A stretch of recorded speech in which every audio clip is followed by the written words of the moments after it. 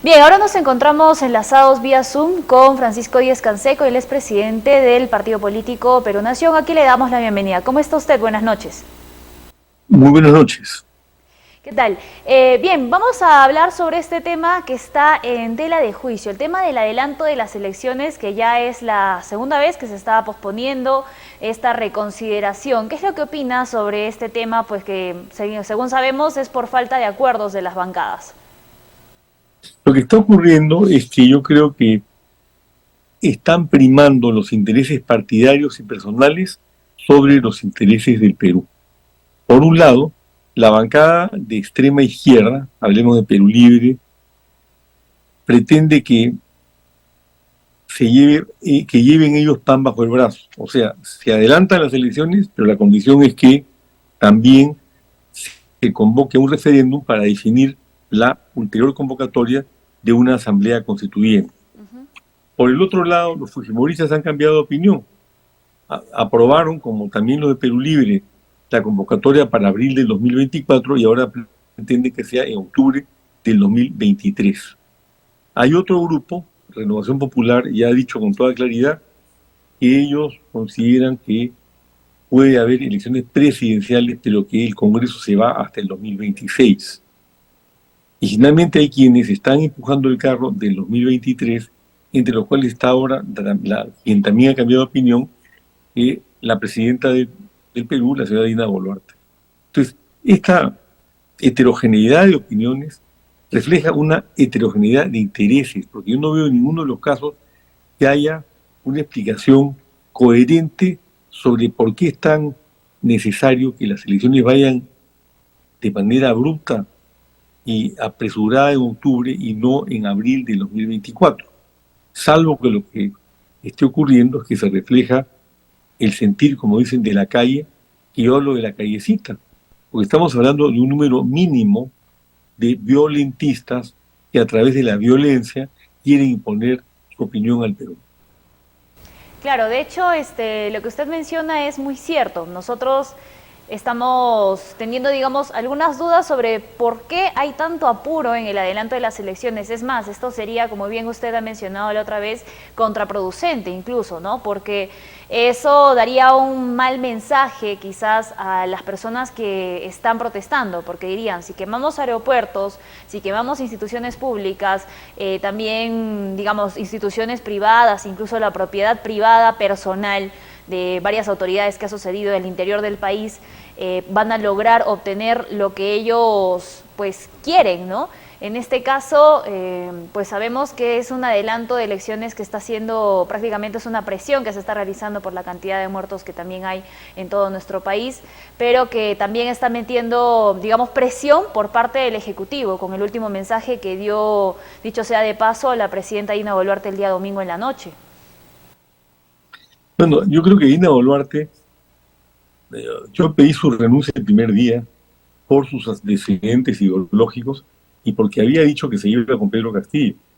Pero luego ya ha entrado y la afirmación de sus ex compañeros de, digamos, extrema izquierda es que se ha pasado a la derecha.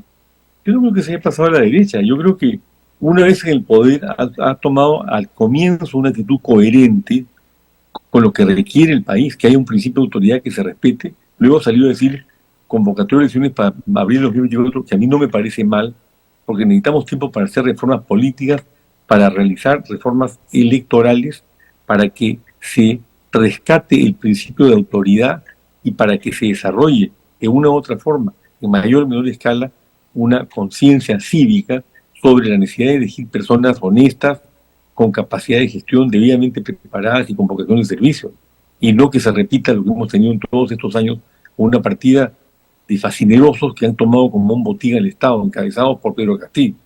Entonces, de eso se trata. Pero de acá a octubre, ¿qué cambio se va a lograr? No hay tiempo absolutamente para nada, ni siquiera para que se ajuste debidamente el cronograma electoral, aunque ya hayan salido caviares, como tú estás diciendo, que sí se puede hacer, porque él es, por supuesto, un sirviente de toda la sangre, ¿no? Entonces, yo creo que hay que tomar con mucha cautela esta situación y como usted bien ha señalado, de ninguna manera que los violentistas, ahora empoderados, porque están pidiendo luego que salga Boluarte, que se sigue el Congreso, que se convoque elecciones y que salga Williams. ¿Por qué va a salir Williams? Es el presidente legítimo del Congreso. Porque esta gente, como usted dice, destruye propiedades, cierra puentes, genera inflaciones circunstanciales en diversos lugares del Perú con el cierre de carreteras, y ha provocado las muertes.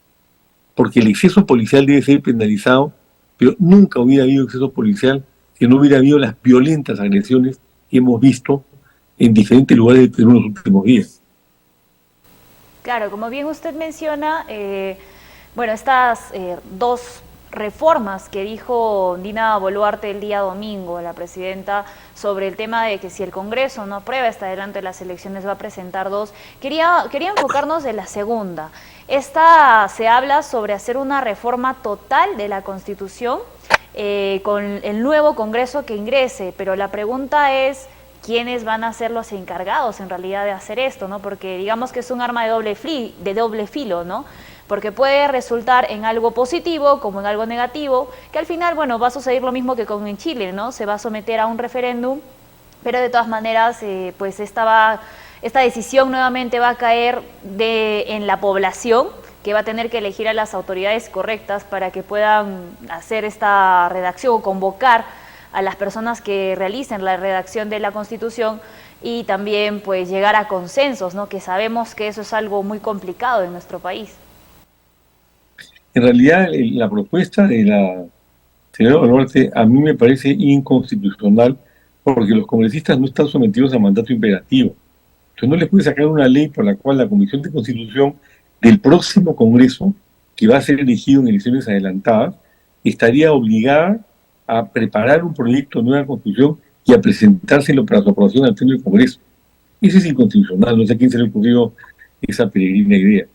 Pero por supuesto, es una fórmula para trabajarse pues a sus amigos o ex amigos de la extrema izquierda que están poniendo esa condición para votar a favor del adelanto de las elecciones. Claro, de hecho, incluso ya lo que mencionó bueno, como digamos justificación para poder presentar esto, justamente para que no tomen como caballito de batalla, digámoslo así, tema de la Asamblea Constituyente para que se reforme, y por ahí algunos congresistas opinaron diciendo que se debería hacer una reforma parcial, no total, pero todavía sigue la pregunta de quiénes serían los encargados justamente de poder hacer esto. Sobre la situación, ¿cómo cree que el Congreso de la República llegue a votar sobre este tema del adelanto de las elecciones? Por lo que veo, ahora saca otra herramienta para quedarse, ¿no?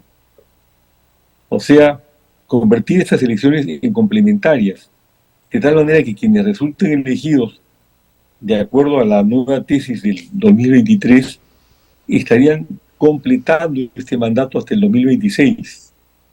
A diferencia de lo que tendría que ocurrir, que se convierta en un mandato legítimo de 5 años hasta el 2028. ¿Y esto por qué? ¿Porque le conviene al país o porque quieren prolongar su mandato hasta el 2026 y de esta manera asegurarse las curules? Porque de eso se trata, ¿no es cierto? No, como no pueden hacerlo, porque no pueden reelegirse, lo que están pensando es que el 2028 es una fecha muy lejana para la reelección, pero el 2026 suena pues más próximo, ¿no? Uh-huh. Bueno, muchas gracias. ¿Algo que desee agregar sobre este tema? Sí, le agradezco la entrevista. Creo que es un momento difícil para el Perú, pero creo que en el Congreso, donde se están definiendo cosas sustantivas, deben hacer un esfuerzo por trabajar en favor a los intereses del país y desprenderse de los intereses partidarios o de los intereses de grupo o de la vocación de quedarse entornillados en la curul simplemente porque quieren quedarse entornillados en la curul. El país necesita desprendimiento. El país requiere civismo. El país también requiere que no caigamos en manos de los terroristas, violentistas, que en forma minoritaria están tratando de sembrar el caos y la destrucción en el Perú. Yo he participado en Lima en marchas de 20.000 personas pidiendo la salida del corrupto de Castillo. Estas marchitas de ahora tienen 900 personas, 1.000 personas. de gente que ha venido de fuera de Lima, fundamentalmente, pero que llaman la atención por la violencia. Las marchas en las que yo he estado eran marchas pacíficas. Estas son marchas violentas con métodos terroristas. Eso hay que rechazarlo. Debe actuar el gobierno para hacer respetar el principio de autoridad y debe convocarse elecciones, en mi opinión, en un plazo razonable, que no es octubre, para hacer las reformas políticas y electorales correspondientes y para que el pueblo elija bien a quienes tendrían el mando del país en los próximos años. Muchas gracias, doctor Díez Canseco. Esperemos conversar la próxima, y esperemos que también pues estas marchas poco a poco, como bien hemos visto, ya están perdiendo fuerza y ya finalmente se apaguen y podamos estar en paz. Se van a ir apagando, pero necesitamos que el gobierno actúe fuerte, respetando los derechos humanos, pero que no se dejen avasallar por cuento de los callares y Sierra de que es un gobierno genocida, porque no lo es, de ninguna manera. Precisamente, sí quiero transmitirle el recado de mi partido, Perú Nación, que nosotros seguiremos luchando sin amarrarnos con nadie, salvo con la patria, por una democracia sin violencia, con justicia social y sin corrupción. Muchas gracias, buenas noches.